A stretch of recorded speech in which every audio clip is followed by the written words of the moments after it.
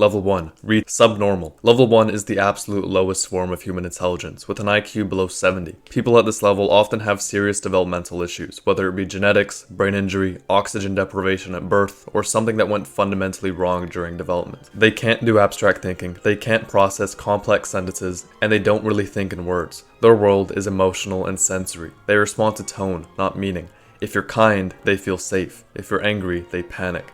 They probably need help with eating, dressing, and walking outside. But here's the thing, even though their minds are limited, their emotions aren't. You'll see genuine joy, sadness, and affection in a way that feels realer than what most people will ever show you. It's not about intellect anymore, it's about human connection. Level 2, below average. Now we're at the level of people who function independently, but barely. IQs between 70 to 85 mean these people can live on their own, work basic jobs, pay the bills, but struggle with complexity. School was probably a nightmare. Reading long paragraphs was torture, and math past grade 9 is basically impossible. But they're not dumb, they're practical. Instead of understanding theories, they simply remember the steps. They might not design the factory, but they can definitely make sure it runs. Level 3, average. This is where almost 70% of the world's population resides. IQs between 85 and 115 mean you can read, write, think logically, do taxes, hold conversations, follow rules, and generally get through life without any major issues. You make plans, you learn from mistakes, and you understand cause and effect. In other words, you're normal.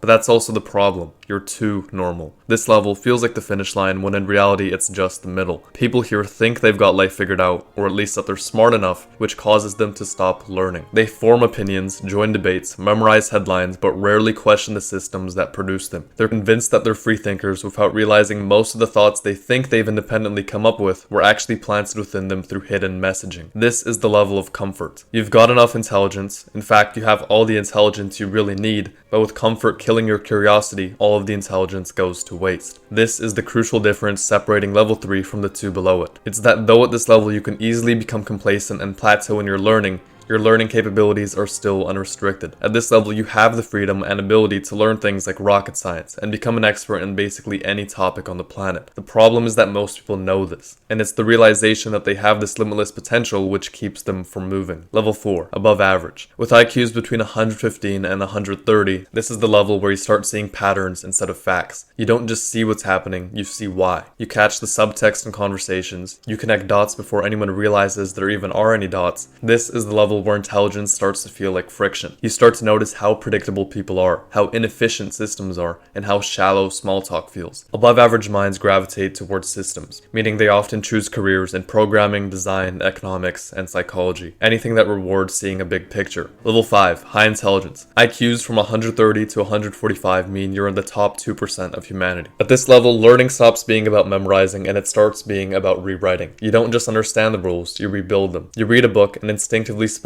what the author missed. You don't just learn facts, you reverse engineer the logic that created them. In school, you weren't trying to finish the assignment, you were trying to improve it. You finished early and then created a better version, because your brain couldn't stop optimizing. You think in frameworks, in systems, in if this, then that. You notice how the thunderstorm mirrors a power grid, how human emotions follow predictable cycles, and how chaos itself has structure. Level 6, genius.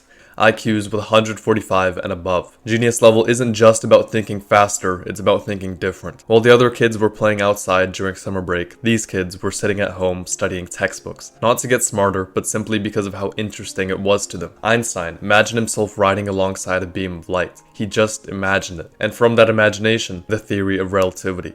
He didn't just logically come up with equations, he visualized them and then wrote them down. Same with Ramanujan, the Indian mathematician who wrote formulas that still baffle modern supercomputers. He claimed a goddess whispered them to him in his dreams. That's not mysticism, that's what it feels like when your brain starts pulling knowledge from connections no one else can see. Genius is the final level of intuition. It's imagination fused with logic so tightly that you can't tell where one ends and the other begins. But living here, it's isolating, because so much of your life is stuck within your own mind. You think in ways people can't follow. You speak and they misunderstand. You're labeled crazy, unstable, or arrogant. Galileo stared through a telescope and said the earth moves around the sun.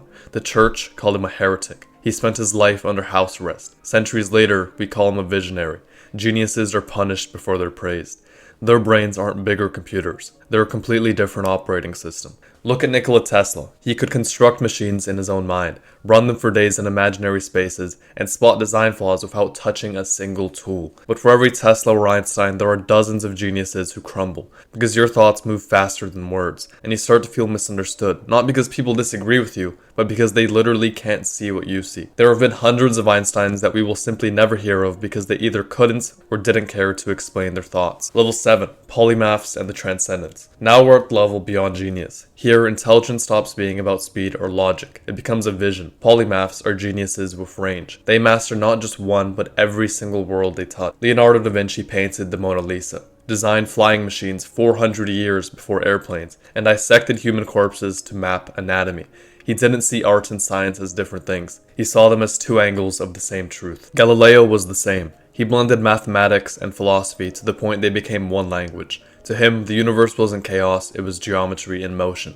Benjamin Franklin invented bifocals, mapped electricity, and built political systems. Isaac Newton wrote Principia Mathematica, and then, for fun, basically invented modern optics. These are minds that don't see boundaries, they see bridges. A polymath would walk into a library and he wouldn't see sections. He would see one giant interconnected map of human thought. They could read a book on music theory and end up solving a physics problem. They could paint a portrait and accidentally invent a new type of lens. Their intelligence isn't in knowing more, it's in connecting more. They think like spiders weaving across different disciplines. The pattern matters more than the thread. And yet, this level carries with it a certain sadness. You can know everything and yet still feel incomplete. You begin to realize knowledge itself is endless, and chasing it only stretches the horizon further away. This realization gives birth to the next evolution, the transcendent. Buddha sat under a tree and realized that every thought, every desire, every identity was just movement, noise. Socrates said that the only true wisdom is knowing you know nothing. Carl Jung looked inside the human mind and found an entire universe of symbols that explain not just people, but existence itself. Transcendents stopped trying to win the game of intelligence. They realized the game was self-made. While a genius sees the structure of reality, a transcendent sees the illusion of it.